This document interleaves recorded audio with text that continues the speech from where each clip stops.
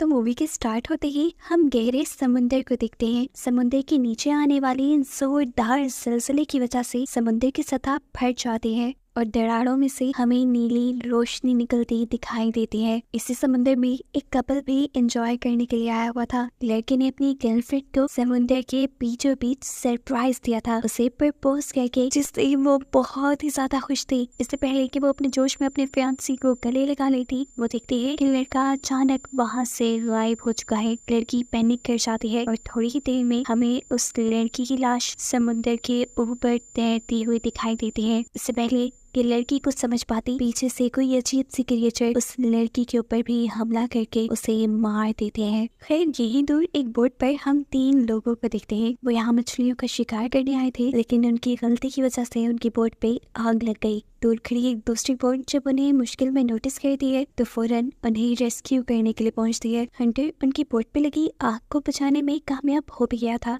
ये सारा इन बोट पे मौजूद लोगों की वजह से ही हो रहा था। एक तो वो बोट पे फायर क्रैकर्स लेकर आए हुए थे और दूसरा ड्रिंक भी कर रहे थे। हंटर जब उन्हें मना करता है, लेकिन वो हंटर की बातों पे ज्यादा ध्यान नहीं देते। इनकी बोट के ऊपर और भी बहुत से फायर क्रैकर्स थे, जिन्हें हंटर अपनी बोट के ऊपर शिफ्ट कर लेता है, क्योंकि वो यहाँ का सुपरवाइजर था। सीन कट होकर दूसरी तरफ हम एक आदमी को देखते हैं जो दूर पहाड़ की चोटी से अपनी दूरबीन के जरिए समुद्र के बीचों बीच चमकती हुई ब्लू लाइट को नोटिस कर रहा था। और समुद्र के ठीक उसी ब्लू लाइट वाले पॉइंट पर हंटर और उसका ग्रुप जो हंटिंग कर रहे थे, उनके भी हुक में कुछ बड़ा फंसता है, जिसके फंसने पर ये सभी लोग खुश होते हैं। और जिस तरह ये लोग उस चीज को ऊपर की तरफ खींच रहे थे, इनको बहुत ताकत लगानी पड़ रही थी। साफ मतलब था कि नीचे कोई बहुत बड़ी चीज है। जैसे ही ये लोग उस चीज को अपनी बोट में ला के रखते हैं तो उन्हें वहाँ डेड इंसान मिलता है, जिसका पूरा मुंह ब्लू हो चुका था। उन्हीं की ग्रुप मेंबर जेड को ये काफी अजीब लगता है और इस चीज की इन्वेस्टिगेशन करने के लिए कि आखिर इस इंसान को हुआ क्या, वो अंडर वाटर अपना कैमरा भेजती है और उसे समुंदर के नीचे से नीली लाइट निकलती हुई दिखाई देती है। और ये चीज बिल्कुल भी नॉर्मल नहीं थी। हंटर फौरन अपनी करीब अथॉरिटीज को इन्फॉर्म कर देता है इस चीज के बारे में। अब ये लोग दोबारा समुंदर पे एक नजर डालते हैं और इन्हें समुंदर में जगह जगह पानी के ऊपर ही ब्लू लाइट दिखाई दे रही थी। ये सब नोटिस करके ये लोग जैसे ही पीछे मुड़े तो शॉक रह गए, क्योंकि वो डेड बॉडी भी उनकी बोट पे नहीं रही थी। जेट उस इंसान को इधर उधर ढूंढती है और एकदम से पीछे से उसके ऊपर वही इंसान हमला कर देता है, जिसके बारे में पता चला कि वो एक ज़ॉम्बी बन चुका है, जिसने अब जेड के कंधे पे काट के उसे बुरी तरह जख्मी कर दिया था। यही करीब रे ये सारा नजारा देख लेता है और इससे पहले कि ये क्रिएचर रे के ऊपर भी हमला कर देती, पीछे से हंटर एक चाकू लिए आता है और इस ज़ॉम्बी के जिस्म में स्टैब कर देता है। लेकिन ये ज़ॉम्बी तो कुछ ही मिनट में इस हमले से रिकवर कर चुका था और हंटर दोनों पे ही हमला करने वाला था। अपने आप को बचाने के लिए ये दोनों एक दूसरे का साथ देते हैं और किसी तरह उस ज़ॉम्बी को समुंदर में गिराकर अपना पीछा उसे छुड़वा लेते हैं। जेड को हॉस्पिटल में एडमिट कर दिया गया था, जिसके साथ रे रुकता है और हंटर अब अपने एक दूसरे साथी दोबारा समुंदर में उतरता है उस ब्लू लाइट को इन्वेस्टिगेट करने के लिए। ये दोबारा समुद्र की गहराइयों में अपने कैमरास भेजते हैं और इस मर्तबा इन्हें सी बेड पे बहुत सारी दरारें दिखाई देती हैं, जिसके अंदर से वो ब्लू लाइट निकल रही थी। कैमरा थोड़ा ही आगे जाता है तो इन्हें एक इंसान की तरह की क्रिएचर वहाँ तैरती हुई दिखाई देती है। हंटर अपने साथी से कहता है हो सकता है कि वहाँ ज़ॉम्बी हो, क्योंकि पहले भी समुद्र से एक ज़ॉम्बी ही निकला था जिसने उनके ऊपर हमला कर दिया था। दूसरे आदमी को उसकी सारी बात खाने लगी और वो हंसने लगा कि समुद्र में ज़ॉम्बीज़ कहाँ से हो सकते हैं। अभी वो हंस ही रहा था कि एकदम से इन लोगों ने देखा कि इनकी बोट की तरफ बहुत सारे ज़ॉम्बीज़ तैरते हुए आ रहे थे और ये देखते हुए उस आदमी को भी हंटर की बात पे बिलीव करना पड़ा। इतने सारे ज़ॉम्बीज़ का यहाँ पे होना खतरे से खाली नहीं था। हंटर फौरन अपनी वाइफ को कॉल करता है और उससे रिक्वेस्ट करता है कि प्लीज अथॉरिटीज को कहकर समुद्र के आसपास का सारा इलाका खाली करवा दो, क्योंकि यहाँ पे एक बहुत बड़ा सुनामी आने वाला है।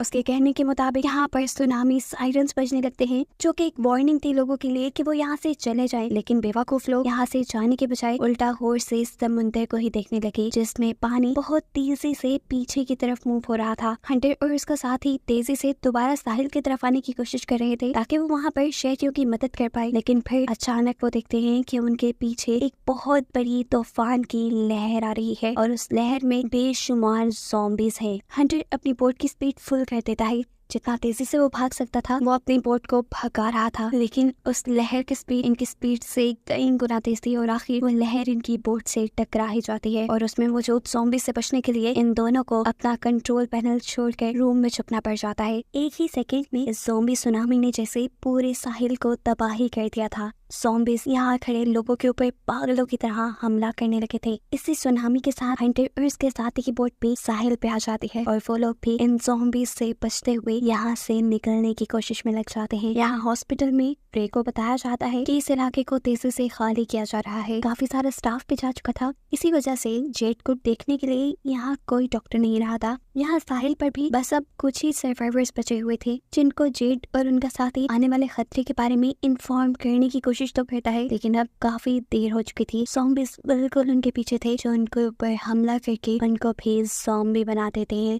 और ऐसे ज़ॉम्बीज का एक ग्रुप और भी ज्यादा बड़ा हो जाता है। हंटर और इसका साथी अपने आप को बचाने के लिए अपनी गन और अपने चाकू से काफी सारे ज़ॉम्बीज को मारते हुए आगे बढ़ते हैं, लेकिन इन ज़ॉम्बीज की तादाद अब कम होने वाली नहीं थी। बहुत से इंसान भी इन ज़ॉम्बी के हाथों मारे गए थे। पीछे जो इंसान बचे थे उनको बचाने के लिए हंटर यहाँ पर एक बोट का इंजन स्टार्ट करता है और इस पे लगे हुए फैन के जरिए बहुत सारे ज़ॉम्बीज को एक ही टाइम में मारने में कामयाब हो जाता है और ऐसे पीछे बचे हुए इंसानों को भागने का मौका मिल गया था। सीन कट होकर अब हमें हंटर की बेटी सैम को दिखाया जाता है जो अपने फ्रेंड्स के साथ पार्टी कर रही थी, लेकिन इस क्लब की बिल्डिंग के ऊपर भी ज़ॉम्बीज का हमला हो गया। ये लोग पूरी तरह घबरा चुके थे। सैम हंटर को कॉल करती है लेकिन कोई उसकी कॉल नहीं उठा पा रहा था क्योंकि सभी बिजी थे। यहाँ पर हंटर और उसका साथी जब ये रियलाइज करते हैं कि वो जितना भी इन ज़ॉम्बीज को मार लें इनसे बच नहीं सकते, तो वो यहाँ से भागने का डिसाइड करते हैं और फौरन ही एक कार में जाकर बैठ जाते हैं। लेकिन जाते ही उनकी जोर से चीख निकल गई क्योंकि पीछे ऑलरेडी कोई था। लेकिन टेंशन की बात नहीं, ये ज़ॉम्बीज नहीं है,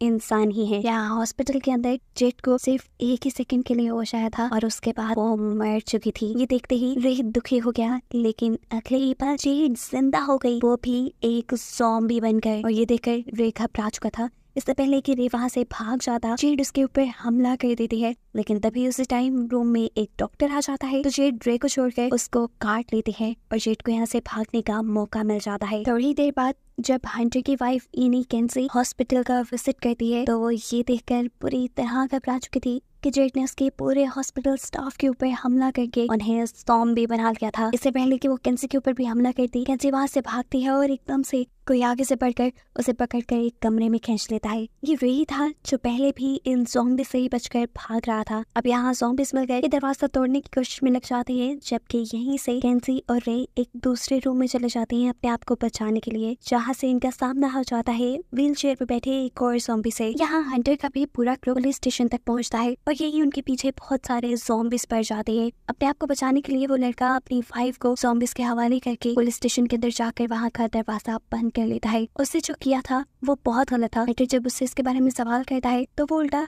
हंटर से ही बदतमीजी करने लगा। वो पुलिस ऑफिसर से भी बदतमीजी करते हुए वहाँ के वेपन्स मांगता है, लेकिन पुलिस ऑफिसर ऐसा करने से इनकार कर देते हैं। इस गुस्से में वो एक पुलिस ऑफिसर को तब मार देता है और इससे पहले कि वो दूसरे को भी मार देता, हंटर अब उसे किसी चीज से मारते हुए बेहोश कर देता है। इसके बाद ये लोग इस आदमी को बंद करते हैं और हंटर का साथी यहाँ से मदद दिलाने की कोशिशों में लग जाता है, लेकिन किसी भी दूसरे शहर से उसका कांटेक्ट नहीं हो पा रहा था। हंटर खुद यहाँ पर पुलिस के कंप्यूटर को लॉग इन करता है और उसमें से उस बोट का पता चलाता है जो उसने समुद्र के बिल्कुल दरमियान में देखी थी। वो बोट एक फार्मास्यूटिकल कंपनी की थी और उसका स्टेटस था कि वो वेस्ट को डंप करने के लिए समुद्र में गई थी। इससे पहले ये लोग कुछ और पता चलाते, ज़ॉम्बीज पुलिस स्टेशन की खिड़कियां तोड़ देते हैं। वो किसी भी वक्त अब अंदर आ सकते थे, इसीलिए ये दोनों जाकर एक अलमारी से अपने लिए वेपन्स लेते हैं और यहाँ से निकल जाते हैं, जबकि वो आदमी इनसे रिक्वेस्ट करता रह जाता है, प्लीज मुझे खोलो। बाहर का दरवाजा खोलते ही ये लोग पुलिस शील्ड्स का इस्तेमाल करते हैं ज़ॉम्बीज को अपने आप से दूर करने के लिए और फिर हंटर का साथ ही ज़ॉम्बीज को शूट करना शुरू कर देता है। जबकि हंटर ने तो अब कमाल ही कर दिया था। वो यहाँ पर हैंड रॉकेट लॉन्च करता है जिसकी वजह से दूर ज़ॉम्बीज का आने वाला पूरा ग्रुप एक ही वक्त में तबाह। रास्ता इनका साफ हो गया था। ये लोग एक कार में बैठ के यहाँ से निकल जाते हैं, लेकिन ये नहीं जानते कि इतने सारे ज़ॉम्बीज को मारने के बाद खतरा टला नहीं। एक और बड़ा ज़ॉम्बीज का सुनामी इस शहर पे हमला करने वाला है। सीन कट होकर दोबारा हम सैम और उसके ग्रुप को देखते हैं जो किसी तरह ज़ॉम्बीज से बचते हुए अपने क्लब से बाहर निकल गए थे। उनके पीछे भी बहुत सारे ज़ॉम्बीज पड़ गए जिनसे बचने के लिए वो एक मॉल में गए, तो यहाँ पे भी उनकी किस्मत खराब, क्योंकि बहुत सारे ज़ॉम्बिस का उनसे सामना हो गया, जिनसे लड़ते हुए अपनी जान बचाकर ये लोग वहां से तो निकल जाते हैं, लेकिन अब बहुत सारे ज़ॉम्बिस इनका पीछा कर रहे थे। ये लोग एक खास पॉइंट पे पहुंचते हैं जहाँ इनके बैंड की वैन खड़ी हुई थी। ये लोग वैन का डोर नॉक करते हुए जल्दी से वैन के अंदर छुप जाते हैं, जबकि वो बैंड मेंबर जो इस वैन में ही चल कर रहा था, उसे अभी तक होने वाली किसी चीज का अंदाजा नहीं था। वो बड़े मजे से जैसे ही बाहर निकलता है तो सामना हो जाता है उसका बहुत सारे ज़ॉम्बिस से, जिनमें से एक दो को तो वो मारता है, लेकिन एक इंसान कितने भी ज़ॉम्बिस को मारता, यहाँ ज़ॉम्बिस उसके ऊपर भी हमला कर देते हैं और वो भी मारा जाता है। अब सैम और उसके सारे साथी इस वैन को चलाने की और यहाँ से भागने की कोशिश में थे, लेकिन यहाँ पे भी उनकी किस्मत काम नहीं की, क्योंकि वैन चल ही नहीं रही। यहाँ पर सैम की एक दोस्त जो कि इन लोगों से बिछड़ गई थी, उसे हम जंगल में भागते हुए देखते हैं, जिसके पीछे इस टाइम 2 ज़ॉम्बिस थे। उसे दूर पहाड़ी पे एक घर नजर आता है, जिसकी तरफ वो भागना शुरू कर देती है। इस घर का ओनर भी सीसीटीवी कैमरा से उस लड़की को आते हुए देख चुका था, और ये वही आदमी है जो समुद्र से निकलती हुई ब्लू लाइट को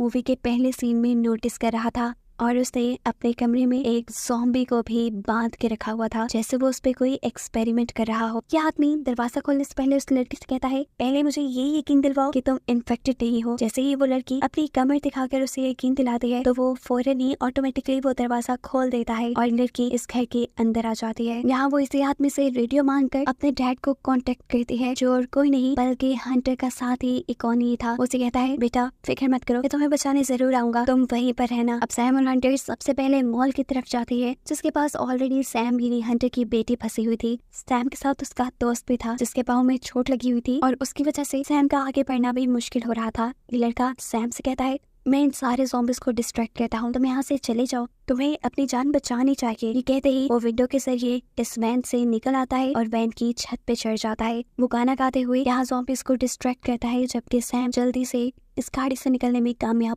हो जाती है। सामने हंटर और इकोनी भी आ गए थे। इकोनी अपनी बंदूक के जरिए उसका पीछा करने वाले हर ज़ॉम्बी को शूट करता है, जिसके बाद सैम उनकी कार में बैठ जाती है, और यहाँ पे वो लड़का उसे बचाने के चक्कर में ज़ॉम्बिस के हाथों मारा जाता है। सैम को बचाने के बाद इनका दूसरा टारगेट था कैंसी को, यानी सैम की मॉम को बचाने का, जिनसे इनका कोई कांटेक्ट नहीं हो पा रहा था। ये लोग हॉस्पिटल में पहुंचते हैं तो वहाँ इन्हें कोई नजर भी नहीं आया। अब सैम यहाँ हॉस्पिटल के स्पीकर्स का यूज करती है अपनी मॉम को ये बताने के लिए कि वो यहाँ इन्हें बचाने आ गए हैं, और स्पीकर्स से निकलता हुआ शोर सारे ज़ॉम्बिस को अट्रैक्ट कर लेता है, जिनसे इकोनी और हंटर लड़ते हैं। यहाँ स्पीकर की वायर के जरिए अब बाहर से ज़ॉम्बिस सैम को भी बाहर की तरफ खींचने लगे थे, और उन्होंने तो डोर भी तोड़ दिया सैम के ऊपर हमला करने के लिए, लेकिन सैम अपने आप को बचाने के लिए डबल ब्लेड से उस ज़ॉम्बी को मारते हुए रूम से बाहर आ जाते हैं, जहाँ उसके डैड मेन स्विच से 2 वायर्स निकाल कर यहाँ सभी ज़ॉम्बिस को लगा देते हैं। करंट पास होते होते एक से दूसरे, दूसरे से तीसरे ज़ॉम्बी में जाता है और सारे ज़ॉम्बिस मारे जाते हैं, और फाइनली अब यहाँ पर कैंसी और रे भी इन्हें मिल जाते हैं।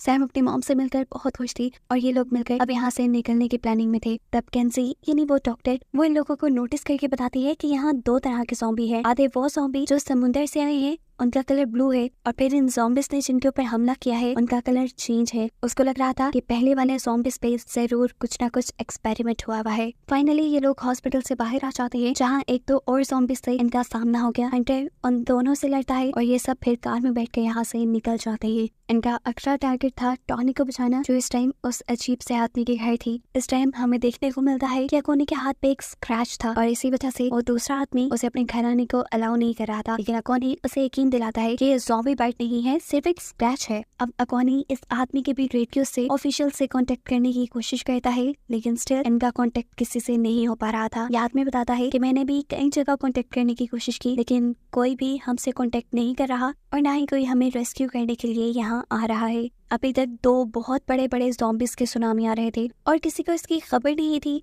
और ना ही कोई उन्हें रेस्क्यू करने आ रहा था, तो जरूर इसके पीछे कोई ना कोई गड़बड़ तो है। अब ये लोग बातें ही कर रहे थे कि अकोनी को यहाँ किसी क्रिएचर की आवाजें आना शुरू हो जाती है। वो बेसमेंट में चेक करने के लिए जाता है, तो वहाँ इस आदमी ने एक ज़ॉम्बी को एक्सपेरिमेंट करने के लिए रखा हुआ था, जो अब छूट गया था, और उसने अकोनी के ऊपर हमला कर दिया। अकोनी उससे लड़ने की बहुत कोशिश करता है, लेकिन ये ज़ॉम्बी अकोनी को बाइट कर देता है। अकोनी के चिल्लाने की आवाजें इन सबको भी अट्रैक्ट कर देती हैं, और ये लोग भी उसको बचाने के लिए जाते हैं, जहाँ सबसे पहले वो ज़ॉम्बी काटने आ जाता है डॉक्टर को, जिससे वो अपने आप को बचाने की कोशिश कर रही थी कि यहाँ उस दूसरे आदमी ने उस ज़ॉम्बी को इलेक्ट्रिक शॉक देते हुए मार डाला। अकॉनी को एक ज़ॉम्बी ने बाइट किया था, वो जल्द ही एक ज़ॉम्बी में बदल सकता था, इसीलिए इस घर का ओनर उसे यहाँ से निकल जाने को कहता है। लेकिन अकॉनी की बेटी उसकी बात नहीं सुनती और अपने डैड के जख्म की पट्टी करने लग जाती है। उल्टा अब ये लोग उस आदमी से सवाल करते हैं, तुम्हारे पास ये ज़ॉम्बी क्या कर रहा था? क्या तुमने ये ज़ॉम्बीज़ के एक्सपेरिमेंट किए? ये सब जो हो रहा है क्या तुम्हारी वजह से हो रहा है? तब वो आदमी बताता है, नहीं ऐसा कुछ नहीं है, ये सब मेरी वजह से नहीं हो रहा, मैं तो बस इस ज़ॉम्बी को घर लाया था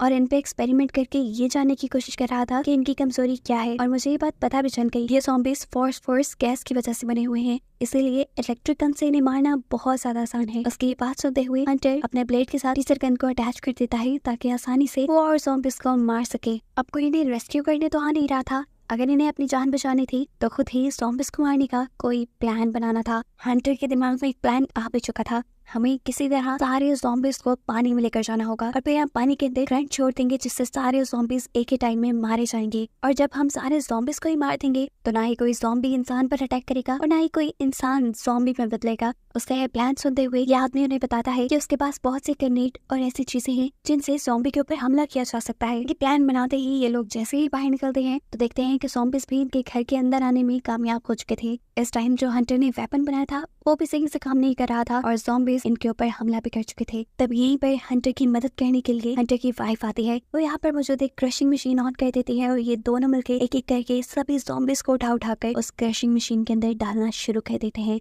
इन दोनों की टीम वर्क की वजह से इन्होंने काफी सारे ज़ॉम्बीज़ को मार दिया था। अब फाइनली ये लोग यहाँ से बाहर निकल सकते थे। बाहर निकल कर ये लोग करीब एक केव में छुपने के लिए जाते हैं जहाँ जाकर अकोनी की तबीयत अब ज्यादा बिगड़ने लगी थी। यहाँ पर वो दूसरा आदमी बताता है क्योंकि ज़ॉम्बी ने उसके दिमाग के आसपास के हिस्से को बाइट नहीं किया था, इसी वजह से अकोनी जरा देर से ज़ॉम्बी बन रहा है, लेकिन अब उसका टाइम आ गया है। और यहाँ मरने से पहले अकोनी अब सबसे बड़ा सच रिवील करता है, वो ये कि उन्हें इस ज़ॉम्बीज़ की हिस्ट्री के बारे में पता है। काफी सालों पहले इस आइलैंड पे एक फार्मास्यूटिकल कंपनी आई थी। उस मेडिसिन को इंसानों के ऊपर एक्सपेरिमेंट करने की अभी इजाजत नहीं मिली थी, लेकिन उस फार्मास्यूटिकल कंपनी ने इंसानों को वो मेडिसिन दे दी जिसकी वजह से बहुत सारे इंसान ज़ॉम्बीज़ में बदल गए। उस कंपनी को कोई नुकसान ना हो जाए, उस कंपनी ने यहाँ के लोकल काउंसलर्स को बहुत सारी रिश्वत दी कि वो इस राज को राज ही रखेंगे। और रिश्वत लेने वालों में अकोनी खुद भी शामिल था क्योंकि उसे अपनी वाइफ का इलाज करवाना था, लेकिन बदकिस्मती से वो फिर भी मर गई और आज उसी की वजह से इतने सारे लोग भी मर रहे हैं। अभी ये लोग ये डिस्कस ही कर रहे थे कि यहाँ पर इन्हें ढूंढते हुए बहुत सारे ज़ॉम्बीज़ आ जाते हैं। यहाँ पर हंटर अपने नए बनाए हुए वेपन से इन ज़ॉम्बीज़ से लड़ता है, जबकि दूसरी तरफ अकोनी भी मर जाता है। इससे पहले कि वो अब ज़ॉम्बी बन के जिंदा होता, उसकी बेटी उसके हाथ में एक ग्रेनेड रख देती है और इसके बाद ये सब लोग इस केव से बाहर निकल आते हैं। आखिरी बार टोनी अपने डैड को एक ज़ॉम्बी बने हुए देखती है और उसी सेकंड उसके हाथ में पकड़ा हुआ ग्रेनेड ब्लास्ट हो जाता है और इस केव में मौजूद सभी ज़ॉम्बीज़ मारे जाते हैं। ये लोग अब साहिल के किनारे पहुंच जाते हैं जहां जाके इन्हें अपना प्लान एग्जीक्यूट करना था। टोनी, रे और वो दूसरा लड़का बोट में बैठकर दूर चले जाते हैं, जब यहाँ पर हंटर और उसकी फैमिली सभी ज़ॉम्बीज़ को एक रेडियो के जरिए अट्रैक्ट करते हुए पानी तक ले जाने का काम करती है। बहुत सारे ज़ॉम्बीज़ पानी तक पहुंच जाते हैं, लेकिन एक अल्फा ज़ॉम्बी यहाँ हंटर के पीछे पड़ जाता है, जिससे हंटर को हाथ से लड़ना पड़ता है क्योंकि इस टाइम हंटर का वेपन काम नहीं कर रहा था। लड़ते लड़ते वो उसे भी पानी तक ले जाता है और एक और मर्तबा उस ज़ॉम्बी पे अपने वेपन से हमला करता है और इस टाइम उसका वेपन काम करने पे उस ज़ॉम्बी का सर ही कट जाता है। यहाँ पर जो बाइक हंटर ने छोड़ी थी उसे उसकी वाइफ संभाल लेती है और उस पर म्यूजिक ऑन करके बाकी सभी ज़ॉम्बीज़ को पानी तक लेकर आती है, जिसके बाद सैम यानी उनकी बेटी बहुत सारी वायर्स को पानी में डालते हुए आखिर में पावर बटन ऑन कर देती है, जिससे सभी ज़ॉम्बीज़ एक ही बार में करंट लगकर मारे जाते हैं। यहाँ इस बोट के अंदर इन लोगों को बाकी ज़ॉम्बीज़ को एक खास मेडिसिन को एक्सप्लोर करते हुए मारना था, जो मेडिसिन समुद्र में फैलकर समुद्र में मौजूद सभी पुराने ज़ॉम्बीज़ को मार देती। उनके ये सेटअप लगाने से पहले टोनी उन दोनों की मदद करती है कि कोई भी क्रिएचर, कोई भी ज़ॉम्बी उन तक ना पहुंच पाए। और जब सारा सेटअप तैयार हो जाता है तो रे टोनी को एक लाइफ जैकेट देता है और यहाँ से दूर चले जाने को कहता है क्योंकि उसके डैड उसे जिंदा रखना चाहते थे। टोनी भी बात मानते हुए पानी में जंप कर देती है और फिर मूवी के आखिरी सीन में हम इस बोट को भी एक्सप्लोड होते हुए देखते हैं, यानी तबाह होते हुए देखते हैं, जिसके रिजल्ट में रे और वो दूसरा आदमी भी मारे जाते हैं। अब जो मेडिसिन समुद्र के अंदर गई थी वो नीचे निकलने वाली ब्लू लाइट की केमिकल के साथ रिएक्ट करते हुए यहाँ पर एक बहुत बड़ी तूफान की लहर क्रिएट कर देती है, जिसे हंटर देखकर यहाँ से भागने की कोशिश तो करता है, लेकिन अब उसके सामने आ जाता है वो ज़ॉम्बी जिसे वो लोग जेल में बंद करके आए थे। जेड उसे करंट देते हुए उसका सर फाड़कर आगे बढ़ जाता है। आगे जाने पर सैम और किन्सी टोनी को रेस्क्यू कर रहे थे। खतरा अब इनके ऊपर से टल चुका था, सारे ज़ॉम्बीज़ को इन्होंने मार दिया था और ऐसे आगे दुनिया भी इस खतरे से बच गई थी। दूर से इन्हें एक शिप आती दिखाई देती है जो इन्हें रेस्क्यू करने ही आ रही थी, जिसको दिखाते हुए ये कहानी यहाँ खत्म हो जाती है।